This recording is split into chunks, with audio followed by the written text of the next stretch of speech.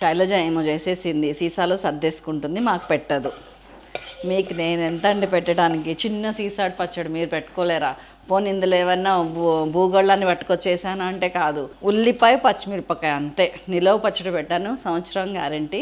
Taste next level. ఒక pan తీసుకున్నాను, అందులో ఒక 4-5 టీ స్పూన్స్ ఆయిల్ వేసుకొని ముందు ఉల్లిపాయ పచ్చిమిరపకాయలు మంచిగా కొంచెం ఉప్పు వేసుకొని బాగా డీప్ ఫ్రై అయ్యేటట్టు ఫ్రై చేసుకొని పక్కకు పెట్టేశానండి. తర్వాత అదే పాన్లో ఇంకొంచెం ఆయిల్ యాడ్ చేసుకొని ఆవాలు, జీలకర్ర, మినపప్పు, శనగపప్పు, దంచిన వెల్లుల్లి, కరివేపాకు, ఇంగు అన్నేసి మంచిగా పోపు వేసుకొని దానిలోకి చింతపులుసు పోసాను, చింతపండు పులుసు.